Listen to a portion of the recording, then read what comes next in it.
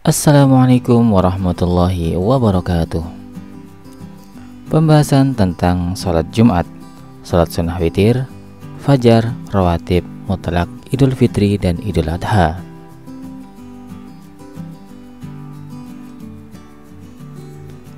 Pembahasan pertama tentang sholat Jumat. Hukum sholat Jumat. Sholat Jumat hukumnya adalah wajib berdasarkan firman Allah Subhanahu wa taala, "Ya ayyuhalladzina amanu idza nudiya lis-sholati min yaumil jum'ah fas'au ila dzikrillahi wa dzarul bai'." Hai orang-orang yang beriman, apabila diseru untuk menunaikan sholat Jumat, maka bersegeralah kamu untuk mengingat Allah dan tinggalkanlah jual beli. Quran surah Al-Jumu'ah ayat 9. Sabda Rasulullah sallallahu alaihi wasallam, la yantahiyanna aqwamun an wad'ihimul jumu'at aw la yakhtimannallahu ala qulubihim summa la yakununna minal ghafilin. Hendaklah orang-orang berhenti dari meninggalkan salat Jumat, atau sungguh Allah akan mengunci mati hati mereka, kemudian mereka benar-benar menjadi orang-orang yang lalai. Hadis riwayat Muslim. Sabda beliau sallallahu alaihi wasallam, al-jumu'atu haqqun wajibun ala kulli muslimin fi jama'atin illa arba'atan, abdun mamlukun aw imra'atun aw sabiyyun aw maridun. Salat Jumat itu hak yang wajib bagi setiap muslim dalam satu jamaah, kecuali 4 orang, hamba sahaya atau perempuan atau anak-anak atau orang yang sakit. Hadis riwayat Abu Daud.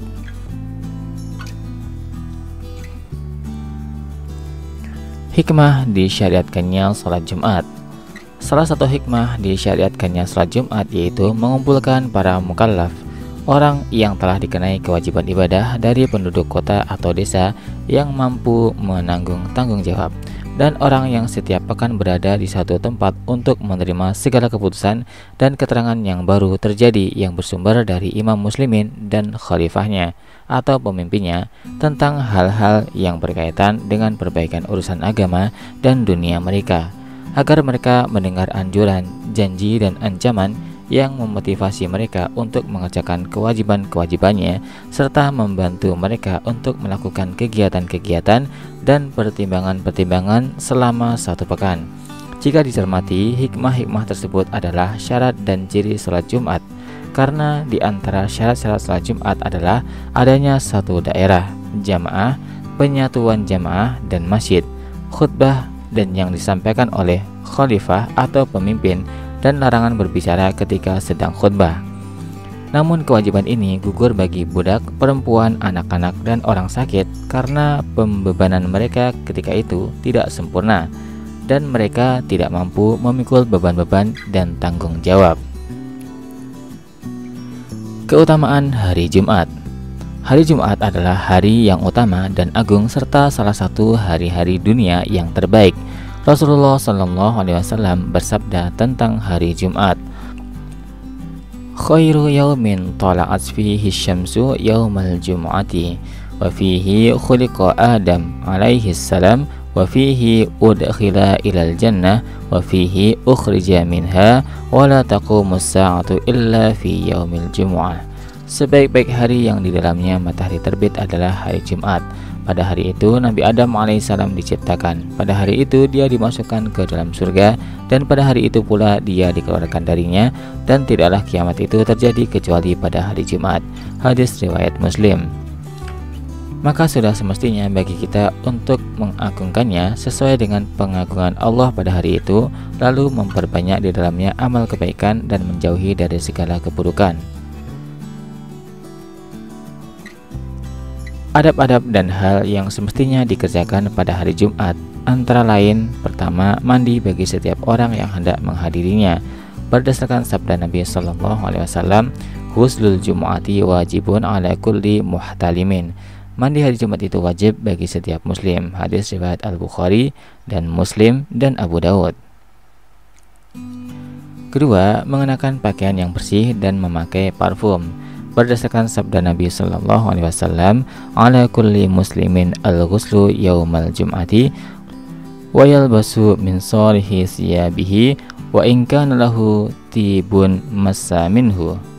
Hendaklah setiap muslim itu mandi pada hari Jumat, memakai pakaian yang bagus, dan jika dia mempunyai minyak wangi maka pakailah sebagian darinya. Hadis riwayat Ahmad. Ketiga, berangkat dengan segera. Hendaknya berangkat selang beberapa waktu sebelum masuk waktunya. Hal ini berdasarkan sabda Nabi SAW, barang siapa mandi pada hari Jumat seperti halnya mandi jinabah, yakni mandi besar, kemudian berangkat pada waktu yang pertama, maka seakan-akan dia telah berkurban dengan 1 ekor unta, dan barang siapa berangkat pada waktu yang kedua, maka seakan-akan dia telah berkurban 1 ekor sapi, dan barang siapa berangkat pada waktu yang ketiga, maka seakan-akan dia telah berkurban 1 ekor domba bertanduk, dan barang siapa berangkat pada waktu yang keempat, maka seakan-akan dia telah berkurban 1 ekor ayam, dan barang siapa berangkat pada waktu yang kelima, maka seakan-akan dia telah berkorban sebuah telur. Apabila imam telah keluar untuk berkhutbah, para malaikat pun ikut hadir mendengarkan zikir. Hadis riwayat Imam Malik, Al-Bukhari, dan At-Tirmizi. Keempat, mengerjakan sholat sunnah 4 rakaat atau lebih setelah memasuki masjid. Berdasarkan sabda Nabi SAW, tidaklah seseorang mandi pada hari Jumat, bersuci dengan sesuatu yang bisa untuk bersuci, memakai minyak rambutnya atau minyak wanginya yang ada di rumahnya, kemudian berangkat ke masjid dan tidak memisahkan atau menyibak hubungan antara dua orang, kemudian mengerjakan sholat yang diwajibkan padanya, kemudian diam mendengarkan apabila imam sedang berkhutbah, melainkan Allah mengampuni dosanya dari Jumat ke Jumat lainnya selama dia tidak berbuat dosa besar. Hadis riwayat Al-Bukhari dan Imam Ahmad. Kelima, memutus atau mengakhiri pembicaraan dan tidak bermain-main apabila imam telah keluar siap berkhutbah. Hal ini berdasarkan sabda Nabi SAW, "Idza qulta li sahibika yaumal jum'ati wal imamu yakhtubu ansit faqad laghauta." Apabila kamu berkata kepada temanmu pada hari Jumat, diam, dan imam sedang berkhutbah, maka pahalamu sia-sia. Hadis riwayat Muslim dan Ahmad. Sabda beliau SAW, "Man massal hasa faqad lagha wa man lagha fala jum'ata lahu." Barang siapa memegang-megang batu kerikil, maka dia telah berbuat sia-sia, dan barang siapa berbuat sia-sia, maka tidak sah sholat Jumatnya. Hadis riwayat Abu Daud dalam sahihnya.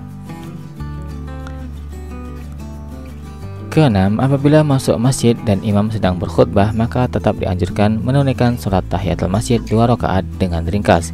Hal ini berdasarkan sabda Nabi SAW, "Idza dakhala ahadukum yaumal jum'ati wal imamu yakhtubu falyarka' rak'ataini wal yatajawwaz fihima." Apabila salah seorang dari kalian masuk masjid pada hari Jumat dan imam sedang berkhutbah, maka hendaklah dia salat 2 rakaat dan mengerjakannya dengan ringkas. Hadis riwayat Muslim dan Ahmad. Selanjutnya, makruh melangkai jamaah dan memisahkan dari mereka. Nabi SAW pernah bersabda kepada orang yang melangkai jamaah, "Ijlis faqad azaita." Duduklah, kamu telah menyakiti. Hadis riwayat Abu Daud dan Ibnu Majah. Sabda beliau SAW, "Wala yufarriqu bainas nain," dan tidak memisahkan atau menyibak antara dua orang.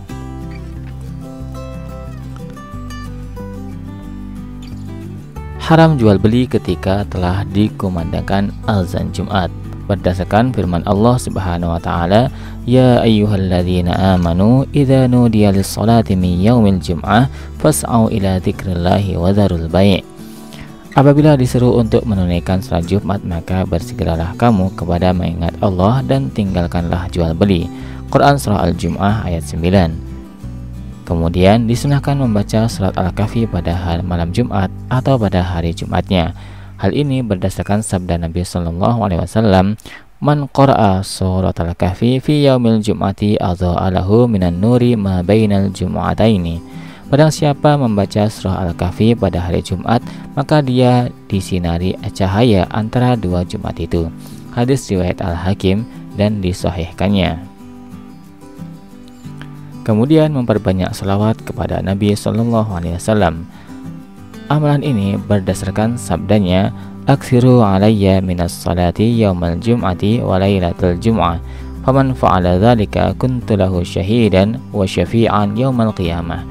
Perbanyaklah salawat kepadaku pada hari Jumat dan malam Jumat, karena barang siapa melakukannya maka aku akan menjadi saksi dan pemberi syafaat baginya pada hari kiamat kelak. Hadis riwayat Al-Hakim dan Al-Baihaqi. Kemudian memperbanyak doa. Pada hari Jumat terdapat satu waktu dikabulkannya doa, maka barang siapa mendapatinya niscaya Allah akan mengabulkan doanya dan memberikan permintaannya. Nabi Shallallahu Alaihi Wasallam bersabda, Inna fi yaumil jumu'ati la sa'atan la yuwafiquha abdun muslimun yas'alullaha azza wa jalla fiha khairan illa a'tahu iyyahu.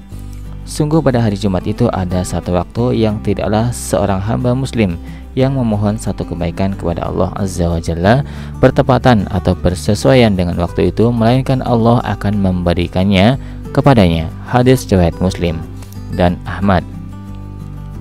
Ada riwayat yang menyebutkan bahwasanya waktu istijabah atau terkabulnya doa itu adalah antara keluarnya imam untuk berkhutbah sampai selesainya sholat. Dikatakan juga bahwa waktu itu setelah sholat asar.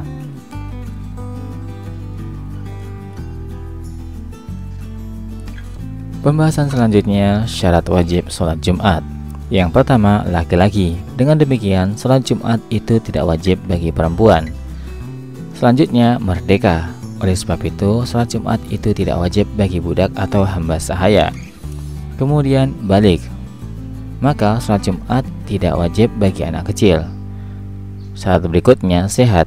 Maka dari itu, sholat Jumat tidak wajib bagi orang yang sakit yang tidak mampu menghadirinya karena penyakit yang dideritanya. Kemudian, bermukim. Sholat Jumat itu tidak wajib bagi musafir yang sedang bepergian.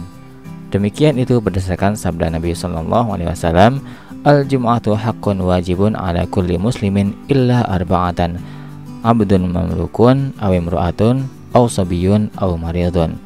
Salat Jumat itu kewajiban bagi setiap muslim kecuali 4 orang, hamba sahaya atau perempuan atau anak-anak atau orang sakit. Hadis riwayat Abu Dawud dan Al-Hakim.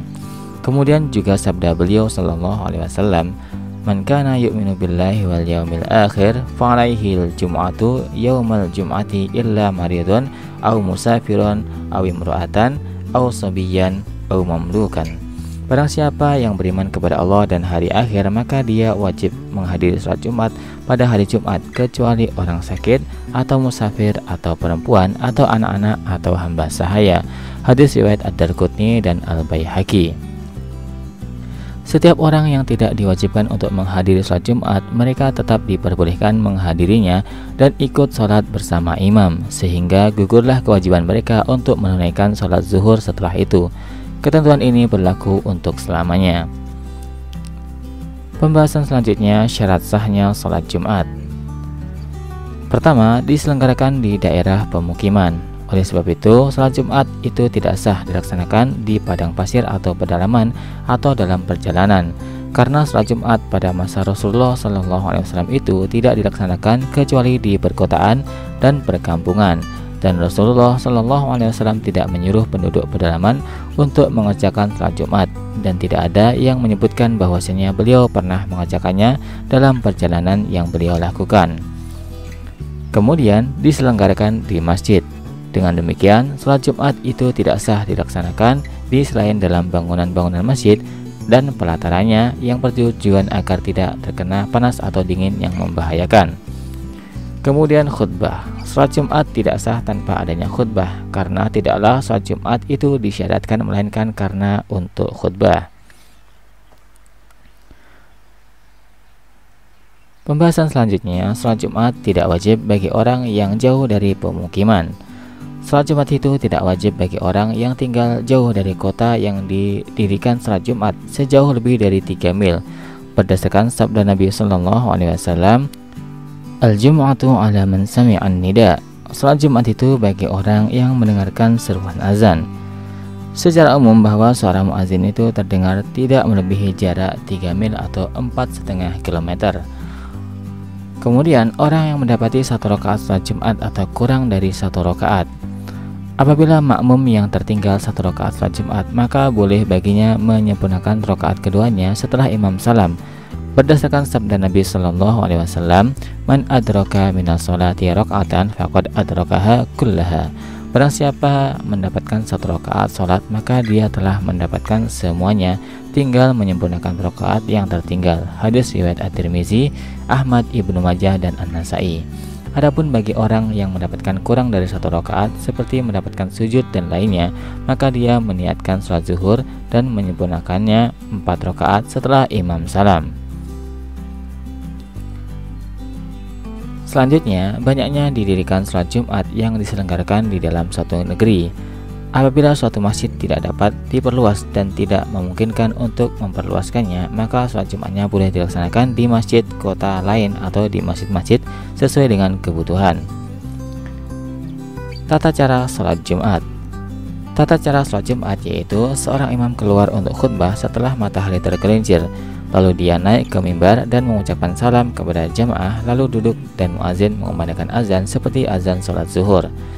Jika azan selesai dikumandangkan, imam berdiri dan menyampaikan khutbahnya kepada jamaah yang diawali dengan membaca Alhamdulillah, memujinya dan berselawat dan salam kepada Nabi Muhammad SAW, hamba dan utusannya. Kemudian memberikan nasihat dan pelajaran kepada jamaah dengan suara lantang. Setelah itu memerintahkan sesuai dengan perintah Allah dan Rasulnya, dan melarang sesuai dengan larangan Allah dan Rasulnya, menganjurkan kebaikan dan mengancam dari berbuat dosa, memperingatkan janji atau surga dan ancaman neraka. Kemudian duduk sebentar, kemudian berdiri sambil memulai kembali khutbahnya, lalu mengucapkan Alhamdulillah serta memujinya dan menyambung khutbahnya dengan suara yang sama, yaitu serupa dengan suara orang yang mengatur bala tentara. Jika khutbah selesai dengan efisien, maka imam turun dari mimbar dan muazin menegakkan sholat dengan iqamat. Lalu imam memimpin jamaah melaksanakan sholat sebanyak 2 rakaat dengan mengeraskan bacaannya, dan dianjurkan pada rakaat pertama setelah Al-Fatihah membaca surah Al-A'la, dan pada rakaat kedua membaca surah Al-Ghasyiyah atau yang lainnya.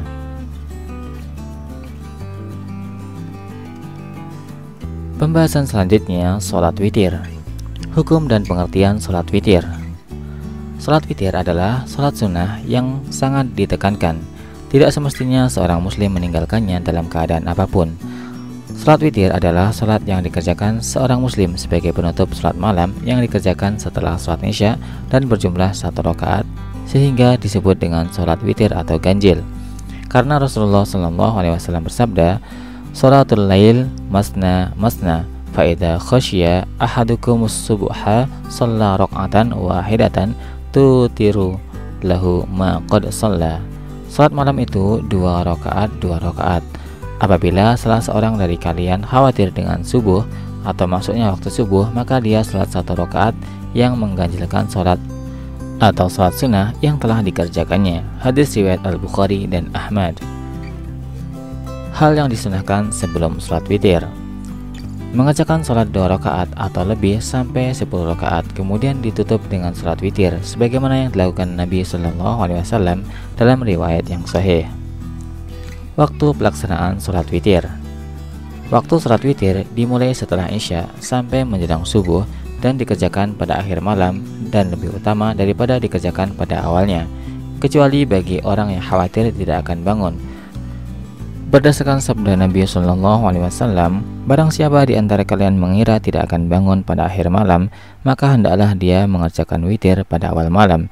Dan barang siapa di antara kalian mengira akan bangun pada akhir malam, maka hendaklah dia mengerjakan witir pada akhir malam. Karena sholat pada akhir malam itu dihadiri atau disaksikan para malaikat, dan itu lebih utama. Hadis riwayat Ahmad. Orang yang tertidur tidak mengerjakan sholat witir. Apabila seorang muslim tertidur dari sholat witir dan tidak bangun sampai pagi, maka dia mengqadha atau menggantinya sebelum sholat subuh. Berdasarkan sabda Nabi SAW, "Idza asbaha ahadukum wa lam yu'tir falyu'tir." Apabila salah seorang dari kalian bangun pagi dan belum sholat witir, maka hendaklah dia sholat witir. Hadis riwayat Al-Baihaqi. Dan sabda beliau SAW, "Man nama an witrihi aw nasiyahu falyusallihi idza dzakarahu." Barang siapa tertidur dari salat witirnya atau lupa, maka hendaklah dia mengerjakannya di saat mengingatnya. Hadis riwayat Abu Daud. Bacaan pada salat witir. Disunahkan membaca surah Al-A'la dan surah Al-Kafirun pada 2 rakaat sebelumnya atau sebelum witir, dan pada 1 rakaat witir membaca surah Al-Ikhlas, Al-Falaq, dan An-Nas setelah Al-Fatihah. Hadis riwayat Abu Dawud dan An-Nasai dengan sanad yang hasan. Makruh salat witir berulang kali dalam semalam. Makruh mengulang salat witir dalam satu malam berdasarkan sabda Nabi SAW, la witrani bilailatin, tidak ada 2 witir dalam satu malam. Hadis riwayat At-Tirmizi. Dan orang yang mengerjakan salat witir pada awal malam kemudian bangun dan ingin mengerjakan salat sunnah lainnya, hendaklah ia mengerjakan salat sunnah dan tidak perlu mengulang witirnya. Berdasarkan sabda Nabi SAW, la witrani bilailatin, tidak ada 2 witir dalam satu malam.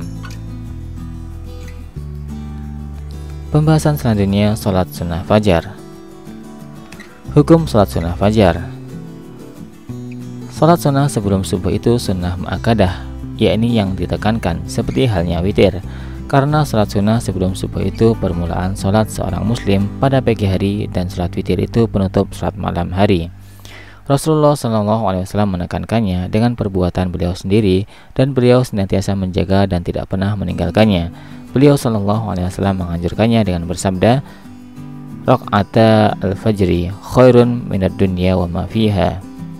2 rakaat salat sunnah sebelum subuh itu lebih baik daripada dunia serta isinya. Hadis riwayat Muslim. Dan sabda beliau SAW, janganlah kalian meninggalkan 2 rakaat sebelum subuh meskipun kalian diusir atau diserang oleh kuda. Hadis riwayat At-Tabrani. Waktu salat fajar. Waktu salat fajar antara terbit fajar dan salat subuh. Namun bagi orang yang tidur sampai matahari terbit atau lupa, maka dianjurkan untuk mengerjakannya ketika telah mengingatnya, kecuali apabila telah memasuki waktu zawal atau matahari tergelincir ke arah barat, waktu zuhur, maka salat sunnah sebelum subuh gugur. Berdasarkan sabda Rasulullah SAW, man lam yusalli raq'atil fajr hatta tatlu asy-syamsu falyusallihima. Barang siapa yang belum mengerjakan 2 rakaat sunnah sebelum subuh sampai matahari pun terbit, maka adalah dia tetap mengerjakannya. Hadis riwayat Al-Baihaqi. Nabi SAW pun pernah satu kali tertidur bersama para sahabat beliau dalam suatu peperangan, dan mereka tidak bangun sampai matahari pun terbit. Lalu mereka berpindah sedikit dari tempat mereka. Kemudian Rasulullah SAW menyuruh Bilal mengumandangkan azan, lalu beliau sholat 2 rakaat sebelum sholat subuh. Kemudian diiqamatkan lalu sholat subuh. Hadis riwayat Ahmad. Sholat sunnah sebelum subuh itu 2 rakaat ringan, membaca surah Al-Kafirun dan Al-Ikhlas setelah Al-Fatihah dengan bacaan pelan. Adapun jika hanya membaca surah Al-Fatihah saja itu pun boleh. Berdasarkan perkataan Aisyah radhiyallahu anha, kana Rasulullah sallallahu alaihi wasallam yusalli raka'ataini qabla al-ghadati fayukhaffifuha hatta inni la asyukku aqra'a fihima bi Fatihatil Kitabi am la. Rasulullah SAW senantiasa mengerjakan sholat 2 rakaat sebelum subuh, lalu beliau meringankannya atau mempercepat sampai aku benar-benar ragu apakah beliau membaca Al-Fatihah atau tidak. Hadis riwayat Ahmad dan Ibnu Majah. Dan Aisyah radhiyallahu anha juga berkata, kana Rasulullah SAW yaqra'u fi raq'atayil fajr qul ya ayyuhal kafirun wa qul huwallahu ahad wa kana yusirru bihima. Rasulullah SAW membaca surah pada 2 rakaat salat sunnah sebelum subuh, surah Al-Kafirun dan surah Al-Ikhlas, dan beliau mempelankan bacaannya. Hadis riwayat Muslim. Pembahasan selanjutnya, salat sunnah rawatib. Salat sunnah rawatib adalah salat-salat sunnah sebelum dan sesudah salat fardu, yaitu 2 rakaat sebelum zuhur dan 2 rakaat setelahnya, 2 rakaat sebelum asar, 2 rakaat setelah maghrib, dan 2 rakaat atau 4 rakaat setelah isya. Berdasarkan perkataan Ibnu Umar radhiyallahu anhu, aku hafal dari Nabi SAW 10 rakaat salat sunnah rawatib, 2 rakaat sebelum zuhur dan 2 rakaat setelahnya, 2 rakaat setelah maghrib di rumahnya, dan 2 rakaat setelah isya di rumahnya, serta 2 rakaat sebelum sholat subuh. Hadis riwayat muttafaqun alaih. Penuturan Aisyah radhiyallahu anha, kana Rasulullah sallallahu alaihi wasallam la yada'u arba'an qabla zuhri.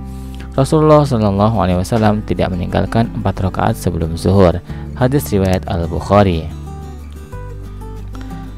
Sabda Nabi Shallallahu Alaihi Wasallam, ma baina kulli adzanaini salatun. Antara setiap azan dan iqamah itu ada salat sunnah. Hadis riwayat Ad-Darqutni. Rahimallahu mra'an shalla qabla al-'asri arba'an. Allah menyayangi orang yang mengerjakan salat 4 rakaat sebelum asar. Hadis riwayat Abu Dawud dan At-Tirmizi. Pembahasan selanjutnya, salat sunnah mutlak. Keutamaan salat sunnah mutlak. Salat sunnah tambahan memiliki keutamaan yang agung. Nabi Shallallahu Alaihi Wasallam bersabda, Allah tidak pernah menerima dari seorang hamba dalam suatu ibadah yang lebih utama dari 2 rakaat yang dikerjakannya, dan sungguh kebajikan itu benar-benar ditebarkan di atas kepala seorang hamba atau diturunkan rahmat dan pahala kepadanya selama dia masih berada dalam sholatnya. Hadis riwayat At-Tirmizi. Beliau juga bersabda kepada orang yang meminta berdampingan dengan beliau di surga, a'inni ala nafsika bikasratis sujud. Bantu aku untuk dirimu sendiri dengan memperbanyak sujud. Hadis riwayat Ahmad. Hikmah salat sunnah mutlak. Di antara hikmah salat sunnah mutlak adalah dapat melengkapi kualitas salat fardu jika ada kekurangannya. Rasulullah Shallallahu Alaihi Wasallam bersabda, sesungguhnya amalan manusia yang pertama kali akan dihisab pada hari kiamat adalah salat. Allah berfirman kepada para malaikat, dan Dia Maha mengetahui, lihatlah pada salat fardu hambaku, apakah dia telah menyempurnakannya atau menguranginya. Jika salatnya itu sempurna, maka dituliskan baginya sempurna, dan jika ada sedikit kekurangan padanya, Allah berfirman, lihatlah apakah hambaku mempunyai salat sunnah. Jika hambaku itu mempunyai salat sunnah, Allah berfirman, sempurnakan untuk hambaku salat fardunya dengan salat sunnahnya. Kemudian amalan-amalan fardu lainnya disempurnakan seperti itu. Hadis riwayat Al-Hakim. Waktu pelaksanaannya. Siang dan malam ada waktu untuk mengerjakan salat sunnah mutlak selain 5 waktu terlarang. Oleh karena itu, kita tidak boleh salat sunnah pada ke-5 waktu terlarang itu, yaitu pertama setelah salat subuh sampai terbitnya matahari, setelah terbit matahari sampai matahari naik seukuran tombak, ketiga ketika seorang berdiri di tengah hari, berdiri sampai matahari tergelincir, keempat setelah asar sampai sinar matahari menguning, dan kelima setelah matahari menguning sampai terbenam. Demikian itu berdasarkan sabda Nabi Shallallahu Alaihi Wasallam kepada Amr bin Abbasah yang telah bertanya kepada beliau perihal salat. Kerjakanlah salat subuh, kemudian tahanlah dari mengerjakan salat sampai matahari terbit dan naik, karena matahari itu terbit di antara 2 tanduk setan, dan saat itu orang-orang kafir bersujud pada matahari. Kemudian setelah itu salatlah, karena salat saat itu disaksikan dan dihadiri para malaikat sampai bayang-bayang tombak itu tidak ada. Kemudian tahanlah dari mengerjakan salat, karena saat itu neraka jahanam sedang dinyalakan. Apabila sudah ada bayangan, maka salatlah, karena saat itu disaksikan dan dihadiri sampai kamu salat asar. Kemudian tahanlah dari mengerjakan salat sampai matahari terbenam, karena matahari itu terbenam di antara 2 tanduk setan, dan saat itu orang-orang kafir bersujud pada matahari. Hadis riwayat Muslim. Berikutnya pembahasan salat sunnah dengan duduk. Boleh mengerjakan salat sunnah dengan duduk, hanya saja orang yang mengerjakan salat sunnah sambil duduk itu mendapatkan setengah dari pahala orang yang mengerjakannya dengan berdiri. Demikian itu berdasarkan sabda Nabi Shallallahu Alaihi Wasallam, salatul rajuli qa'idan nisfus shalah. Salat seorang sambil duduk pahalanya separuh salat sambil berdiri. Hadis riwayat Muslim dan Abu Dawud.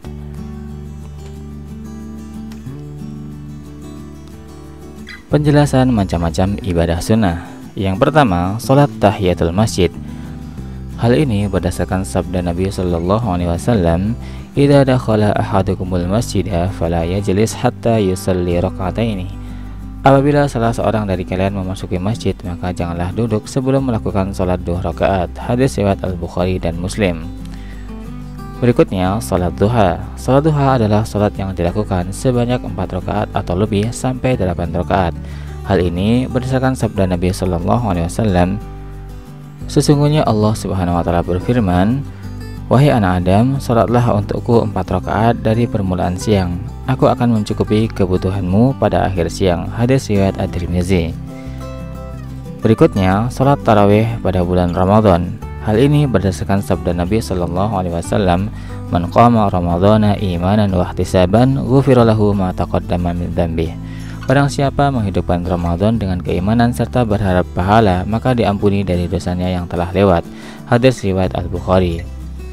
Selanjutnya, salat sunnah 2 rakaat sesudah wudhu. Berdasarkan sabda Nabi Shallallahu Alaihi Wasallam, tidaklah seorang muslim berwudhu lalu membaguskan wudhunya dan melakukan salat, melainkan Allah akan mengampuni dosanya antara wudhu itu dan salat berikutnya. Hadis riwayat Muslim. Berikutnya, salat 2 rakaat ketika tiba dari perjalanan di masjid. Hal ini sesuai dengan yang dilakukan Nabi Shallallahu Alaihi Wasallam, sebagaimana penuturan Ka'ab bin Malik radhiyallahu anhu. Nabi Shallallahu Alaihi Wasallam apabila tiba dari perjalanan atau safar, beliau mengawalinya dengan mendatangi masjid lalu melakukan sholat 2 rakaat di dalamnya. Hadis riwayat Al-Bukhari dan Muslim. Berikutnya, sholat taubat 2 rakaat. Berdasarkan sabda Nabi Shallallahu Alaihi Wasallam, tidaklah seorang yang berbuat satu dosa kemudian dia bangkit dan bersuci kemudian melakukan sholat 2 rakaat kemudian memohon ampun kepada Allah, melainkan Allah mengampuni dosanya. Hadis riwayat At-Tirmizi. Berikutnya, salat 2 rakaat sebelum maghrib.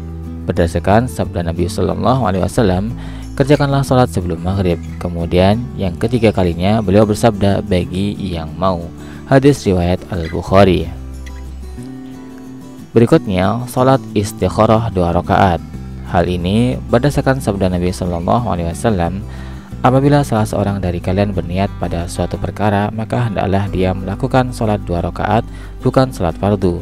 Kemudian berdoa, ya Allah, sesungguhnya aku memohon pilihan kepadamu dengan sebab ilmu-ilmumu, aku memohon kekuatan dengan sebab kekuatanmu, dan aku memohon kepadamu karuniamu yang agung, karena engkaulah yang menetapkan sedangkan aku tidak dapat menetapkan, engkau mengetahui sedangkan aku tidak mengetahui, dan engkau maha mengetahui hal-hal yang gaib. Ya Allah, jika dalam pengetahuanmu perkara ini lebih baik bagiku dalam urusan agamaku dan penghidupanku serta urusan akhiratku, maka takdirkanlah itu untukku dan mudahkanlah untukku, kemudian berkahilah untukku. Dan jika dalam pengetahuanmu perkara ini buruk bagiku dalam urusan agamaku dan penghidupanku serta urusan akhiratku, maka palingkanlah itu dariku dan palingkanlah aku darinya, serta takdirkanlah kebaikan bagiku walau bagaimanapun, kemudian buatlah aku ridho dengannya. Hadis riwayat Al-Bukhari. Kemudian menyebutkan hajatnya pada bacaan. Berikutnya, salat hajat. Salat ini dilakukan ketika seorang muslim menginginkan hajatnya atau keperluannya. Dia berwudu, salat 2 rakaat dan memohon hajatnya kepada Allah Subhanahu wa taala. Hal ini berdasarkan sabda Nabi Shallallahu Alaihi Wasallam, barang siapa berwudu lalu membaguskan wudunya, kemudian salat 2 rakaat dengan menyempurnakannya, maka Allah akan memberinya apa yang dia minta, baik yang mendesak atau tidak mendesak. Hadis riwayat Ahmad dengan sanad sahih. Berikutnya, salat tasbih. Salat tasbih adalah salat 4 rakaat.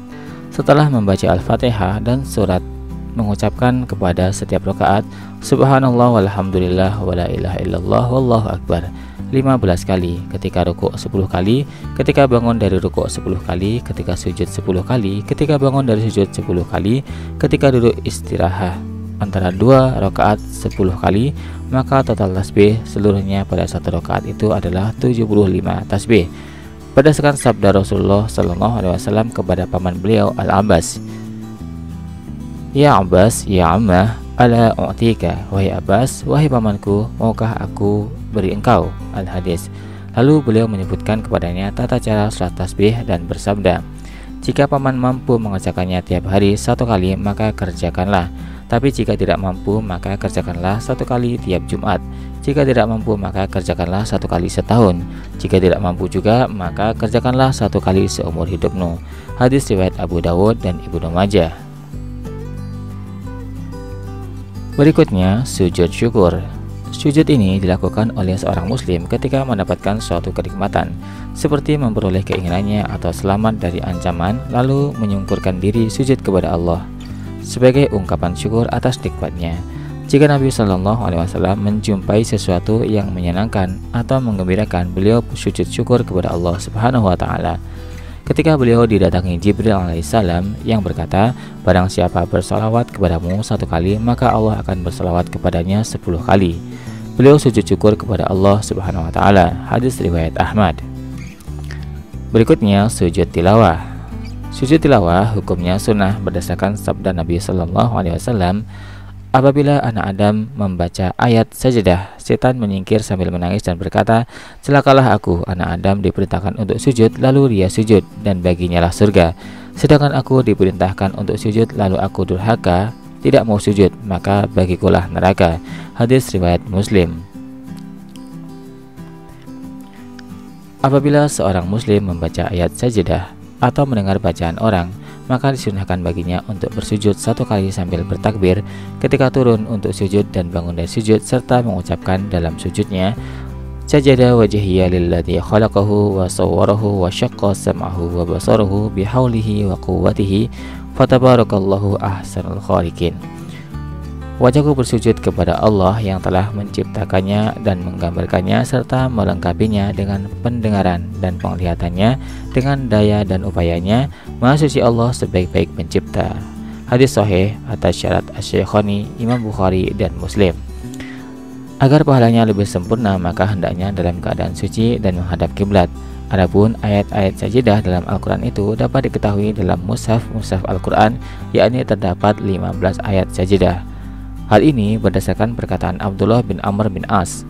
Nabi Shallallahu Alaihi Wasallam membaca 15 ayat sajadah dalam Al-Quran. Di antaranya ada 3 ayat pada Al-Mufassal, surat-surat yang pendek, dan 2 ayat pada surah Al-Hajj.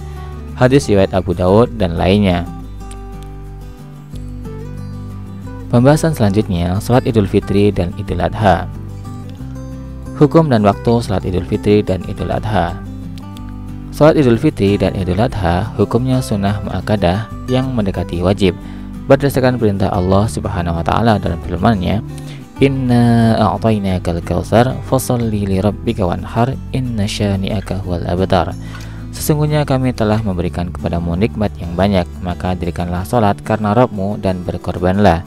Quran Surah Al-Kautsar ayat 1-3.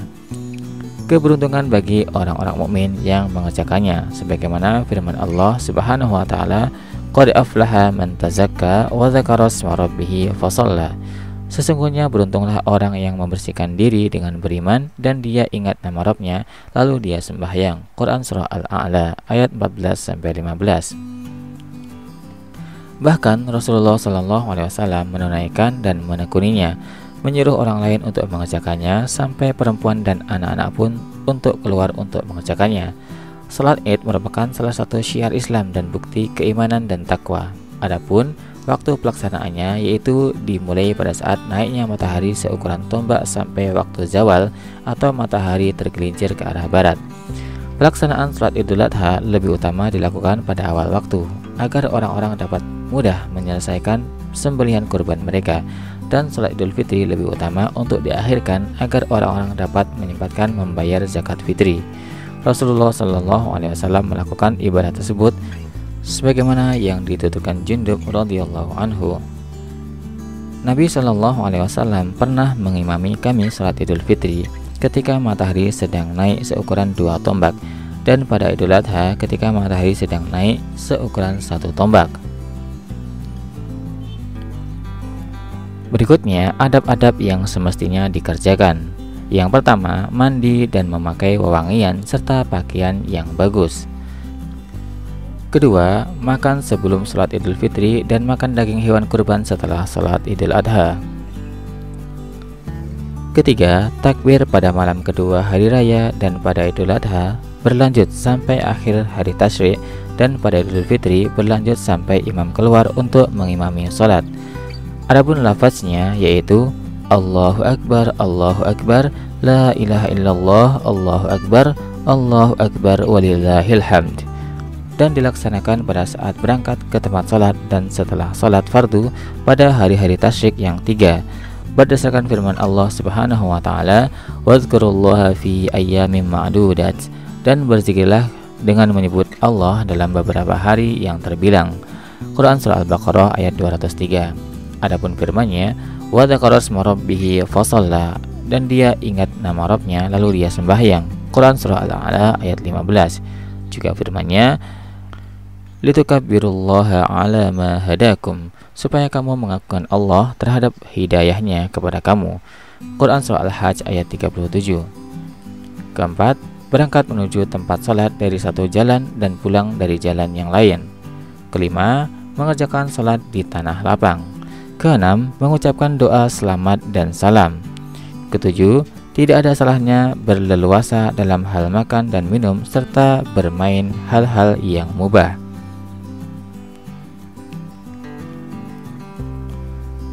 Selanjutnya, tata cara sholat Id. Sifat sholat Id yaitu para jamaah berangkat ke tempat sholat sambil bertakbir. Jika matahari telah naik beberapa meter, imam berdiri dan mengimami sholat 2 rakaat tanpa azan dan iqamat. Takbir 7 kali dengan takbiratul ihram pada rakaat pertama, dan jamaah yang di belakang ikut bertakbir, lalu membaca Al-Fatihah dan surah Al-A'la dengan bacaan keras yang dilanjutkan dengan menyempurnakan rakaat pertama. Setelah itu bertakbir 6 kali pada rakaat kedua, lalu membaca Al-Fatihah dan surah Al-Ghasyiyah atau surah Asy-Syams. Apabila setelah salam, imam berdiri lalu menyampaikan sebuah khutbah kepada jamaah sambil duduk sebentar. Isi khutbah itu memberikan nasihat dan pelajaran yang disela-sela dengan takbir, sebagaimana dibuka dengan bacaan Alhamdulillah dan pujian kepadanya. Jika pada Idul Fitri, maka khotib menganjurkan untuk membayar zakat fitri serta menjelaskan sebagian hukum-hukumnya. Jika pada Idul Adha, maka khotib menganjurkan berkurban serta menjelaskan sunnah-sunnah lainnya yang terkandung di dalamnya. Apabila telah selesai, para jamaah ikut bubar bersama imam. Karena tidak ada salat sunnah sebelumnya ataupun sesudahnya, terkecuali orang yang tertinggal dari salat Id, maka dia boleh mengerjakannya 4 rakaat. Hal ini berdasarkan perkataan Ibnu Mas'ud radhiyallahu anhu, barang siapa terlewat dari salat Id, hendaklah dia salat 4 rakaat. Adapun orang yang mendapati sedikit darinya bersama imam walaupun hanya tasyahud, maka dia terus berdiri setelah imam salam, lalu dia mengerjakannya 2 rakaat sebagaimana rakaat yang telah dia lewatkan sama persis.